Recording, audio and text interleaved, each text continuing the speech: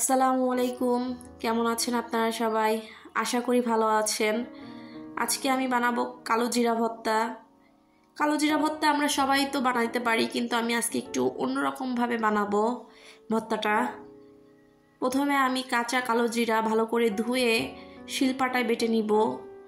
আপনারা চাইলে ব্লেন্ডারেও ব্লেন্ড করতে পারেন, তবে আমি শিলপাটায় বেটে নিচ্ছি। বাটার সুবিধার্থে আমি একটু পানি দিয়ে নিচ্ছি, পানি দিয়ে বেটে নিব। আমি এখানে কালো জিরা এবং ধনিয়া দুটো একসাথে মিক্স করে ভর্তা বানাবো আজকে। আমি প্রথমে কালো জিরাটাকে বেটে নিচ্ছি।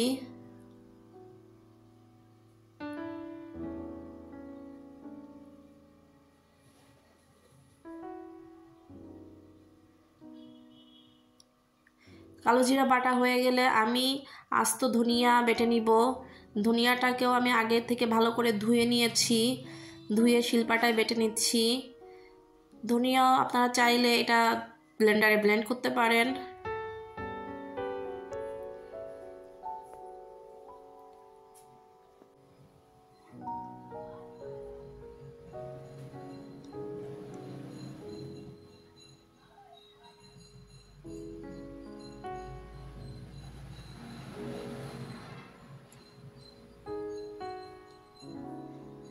ধনিয়া এবং কালো জিরা বেটে নিয়ে আমি চলে যাচ্ছি চুলাতে একটা কড়াইতে পরিমাণ মতন সয়াবিন তেল দিয়ে দিব। তেলটা গরম করে নিয়ে আমি এর মধ্যে দিয়ে দিব পেঁয়াজ কুচি। আমি এখানে হাফ কাপ পেঁয়াজ কুচি দিয়েছি এবং 5 কোয়া রসুন কুচি দিয়ে দিচ্ছি। কয়েকটা কাঁচামরিচ মাঝখান থেকে কেটে দিয়ে দিচ্ছি।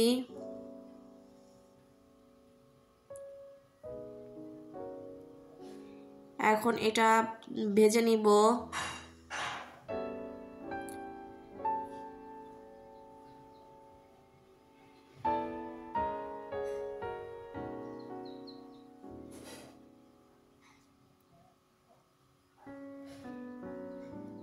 কাঁচামরিচ, পেঁয়াজ এবং রসুন একসাথে ভেজে নিব। যখন হালকা সোনালি কালার হয়ে আসবে তখন এর মধ্যে আগের থেকে বেটে রাখা কালো জিরা এবং ধনিয়া দিয়ে নিয়েছি। দিয়ে দিব পরিমাণ মতন হলুদ এবং লবণ।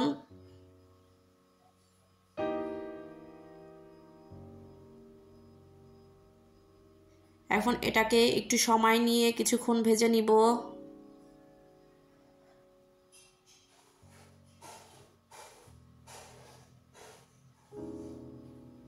সময় নিয়ে অল্প আঁচে 5 মিনিটের মতন ভেজে নিতে হবে। বেশি ভাজলে আবার এটা তিতো হয়ে যাবে। আপনারা এইভাবে বাসায় তৈরি করে খেয়ে দেখবেন। ভালো থাকবেন সবাই। আল্লাহ হাফেজ।